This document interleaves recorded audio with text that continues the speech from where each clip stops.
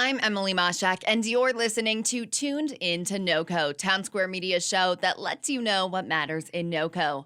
I'm talking today with Jim Herlihy, the Senior Director of Marketing and Communications with the Alzheimer's Association's Colorado chapter, about this year's flu season and new research that shows how the flu vaccine might be able to help reduce Alzheimer's disease. So thank you for joining me, Jim. Oh, thank you, Emily. I appreciate the opportunity. Of course. Now, before we get into the topic of flu season, I want to talk a little bit about Alzheimer's and dementia in general. What do you think people need to be more aware of when it comes to these two diseases? Well, I think it's important for people to realize that Alzheimer's and dementia are more prevalent than they realize. Right now, we have about 76,000 people in Colorado among nearly 6 million people in the US who are living with Alzheimer's disease. And this is it's another global pandemic in a way. There are 47 million people around the world living with Alzheimer's. And the challenge is that roughly half of the people who have Alzheimer's are never diagnosed. So an important thing for people to think about when they have a loved one who is exhibiting some of the signs of Alzheimer's, and there's 10 key signs that we have on our website.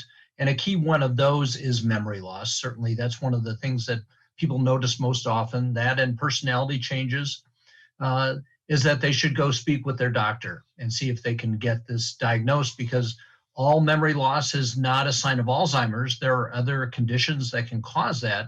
But it's important to understand what's going on so that we can take care of whether it's ourselves or our loved ones. Now, I know that Alzheimer's and dementia doesn't always just affect the elderly population, but it tends to most often. How have you seen the COVID-19 pandemic affect Colorado's senior population, especially those struggling with cognitive decline? Well, it's been very challenging in two different ways. One is that if we have loved ones who are in memory care facilities, they have been on lockdown essentially in order to keep them safe. And that's limited family and friends, loved ones from being able to see them. And that in turn, anecdotally, I mean, this is still all too new for us to have any scientific research into it, but anecdotally, people are reporting that they believe their loved ones are declining faster because this is a change that they don't understand. They don't know why they can't see their family. They don't know why people are wearing masks around them all the time, including the staff of these facilities. So there's a lot of confusion and they become dispirited. And this is a real hard time for them, as well as for the family who can't see them. So that's been a challenge. On the other hand, there are many people who are caring for their loved ones in their homes. And this creates a different kind of challenge because they're not able to get out as much as they would like. They're not able to bring people into their homes just because they're trying to protect their loved one. Because as you said, typically, and the majority of people who are living with Alzheimer's are older adults. Not all of them, but most of them. And so because of their age and because of their physical condition, they are more susceptible to COVID or other diseases.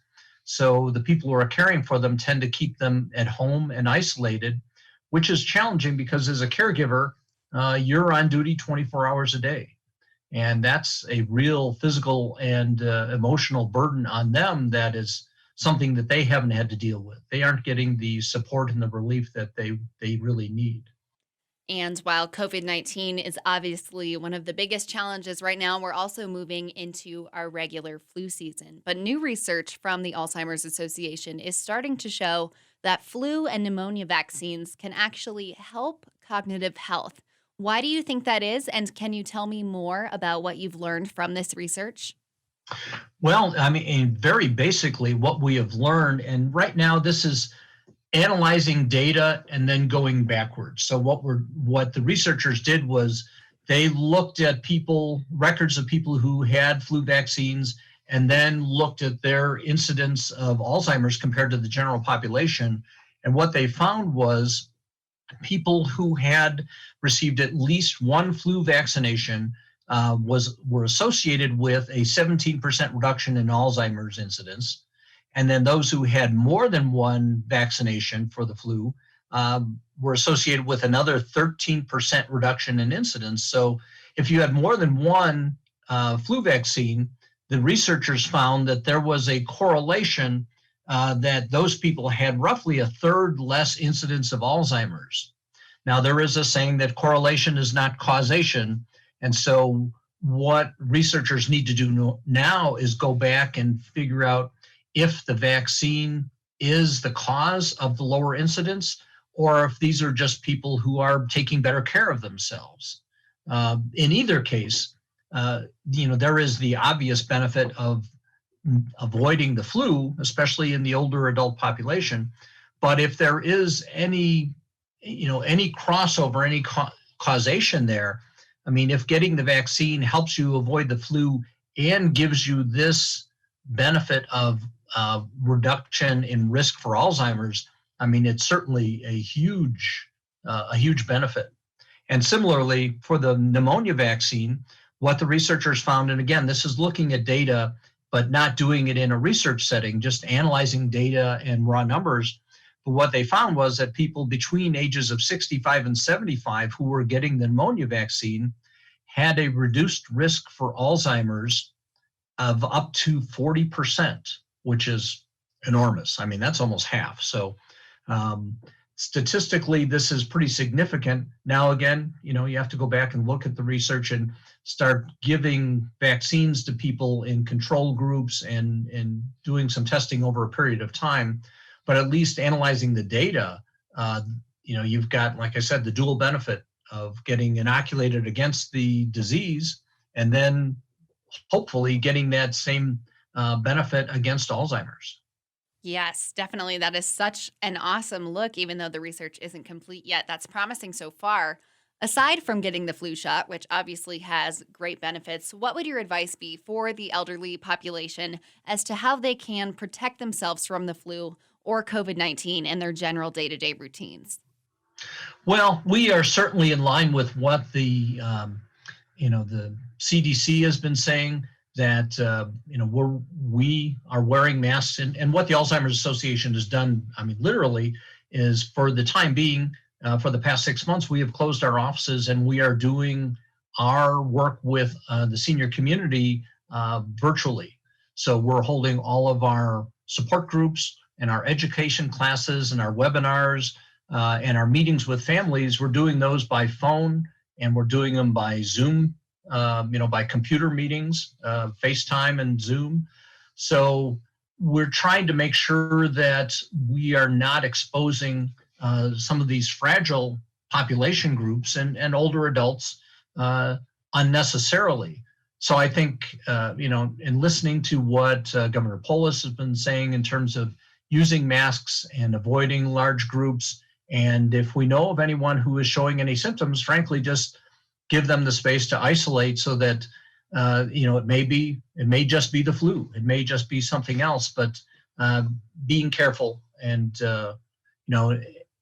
we're trying, as I mentioned, to do everything remotely. And hopefully when there is a vaccine and when there is more comfort in being in public settings, then we'll be able to meet with our constituents, with those 76,000 people and their caregivers in person. But we feel our first priority is to make sure that they're safe. And so we will do everything we can remotely until the time when we can meet again in person. Right. And now we know that getting the flu shot might end up being a great way to prevent Alzheimer's and other cognitive decline. But what other tips do you have for preventing Alzheimer's, whether someone is getting older or if they're younger as well? Well, and that's a great question, because there are other things that people can be doing. There is research going on right now in terms of preventions and treatments and cures. And there is some new medication that's in the final approval stage with the FDA that, if it gets approved, could be very promising. But there are some things that people can do right now. The first one, and frankly, this came out in research about a year ago, is this was a study looking at the impact of blood pressure on our risk for Alzheimer's. And this was a pretty dramatic finding. They found that if if people would reduce their systolic blood pressure, and that's the higher number. So say if you have a blood pressure of 140/80, the systolic number is the 140. If you can bring that systolic number down to 120, then you can have, the researchers found that there was a 19% reduction in the incidence of mild cognitive impairment, which is not Alzheimer's, but what it is it's a kind of a pre-stage. And everybody who gets mild cognitive impairment, or it's also called MCI, everybody who gets that does not get Alzheimer's, but everybody who gets Alzheimer's goes through an MCI stage. So if you can reduce your risk for mild cognitive impairment by 19%, that's almost 1 out of 5. That's enormous. And people can do that just by meeting with their family doctor and asking for, there's approved over-the-counter treatments for blood pressure. And if you can do that, then you are greatly reducing your risk of developing Alzheimer's disease. So that's one very real thing and something that people can do today. The other thing we're looking at is, and the Alzheimer's Association is funding a 2-year study nationwide on lifestyle.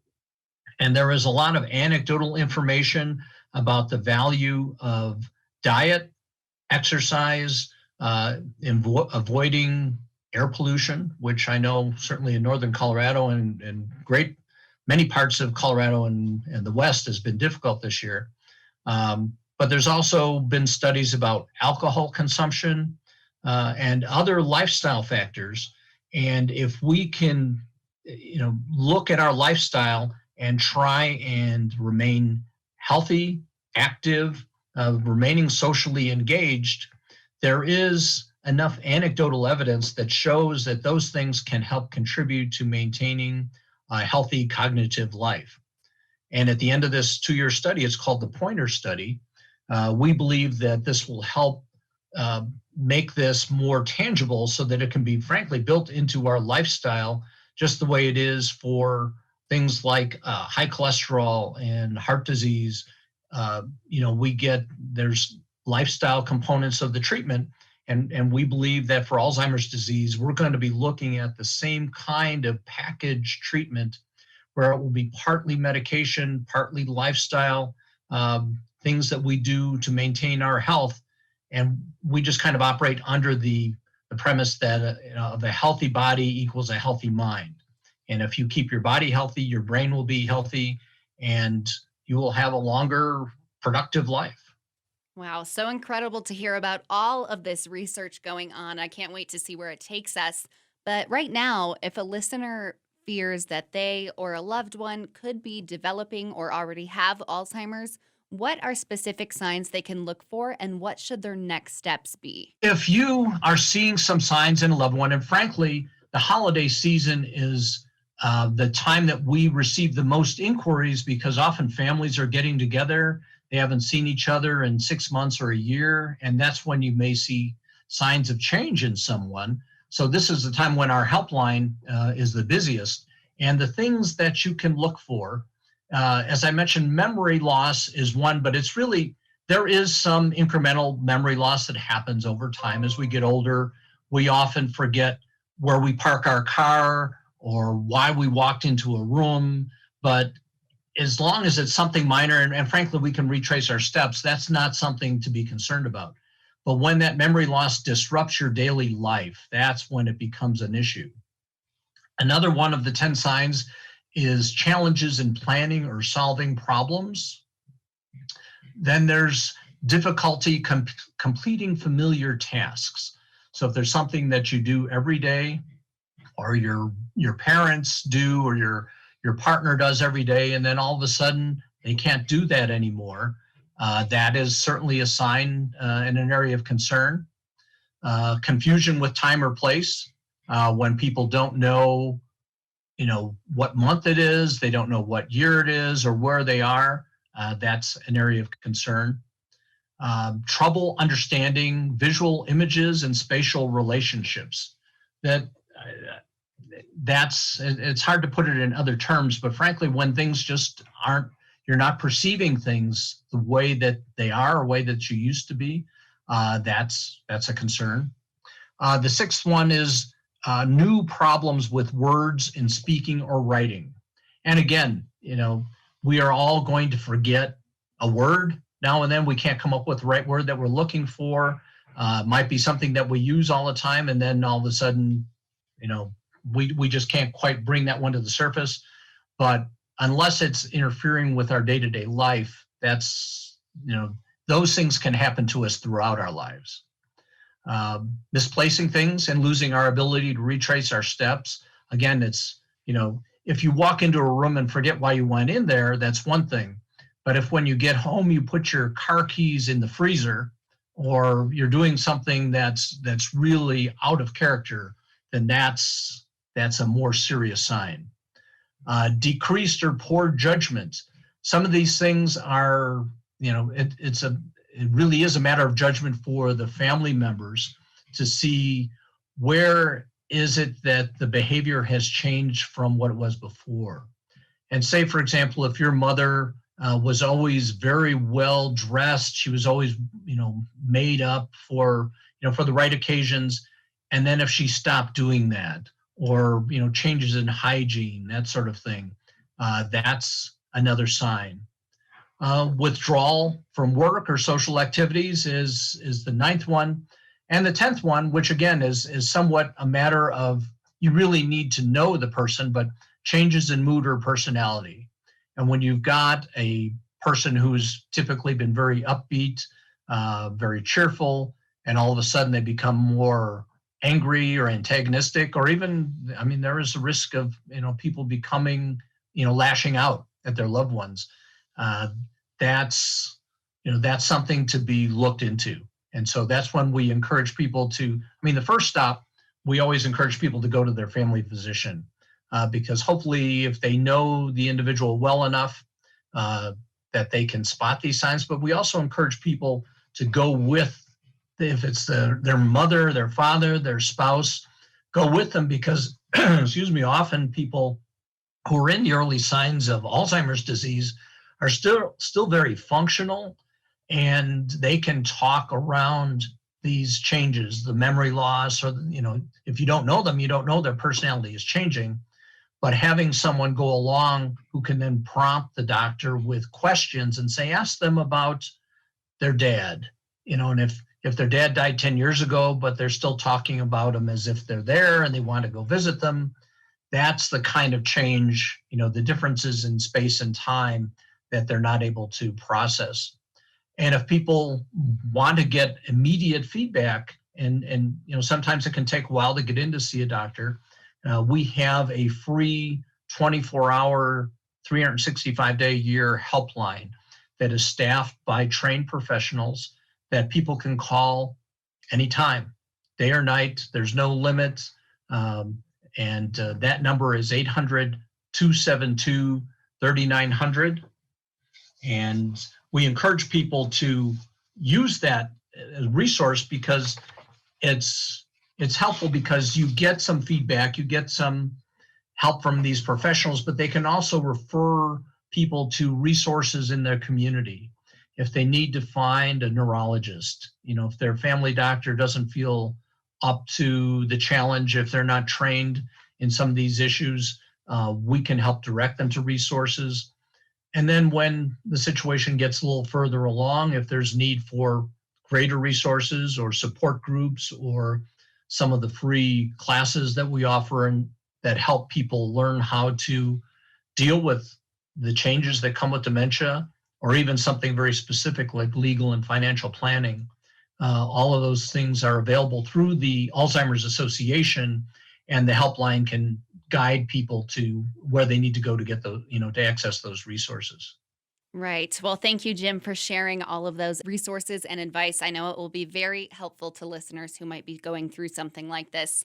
What else would you like listeners to know, either about Alzheimer's or dementia in general, or about the importance of people, especially elderly people, getting their flu shot this year? Well, I think, really an important thing for people to realize is that the changes that come with Alzheimer's disease and other forms of dementia are dramatic, and it's something that's difficult for people to cope with. And some people feel that there's a stigma attached to it, that they don't want to admit that they're changing, that they're not the people that they were before, and they don't want to talk about that. But the reality is that you're not alone. And I think that's what people find when they get engaged with the Alzheimer's Association, when caregivers get into support groups. And we even have support groups for the people in the early stages of the disease, because for them, this is it's a challenging, difficult, horrible process to be going through. And it will be until we can find a cure. But to be able to sit down and talk with someone who is going through the same thing that you are, you realize that you're not alone.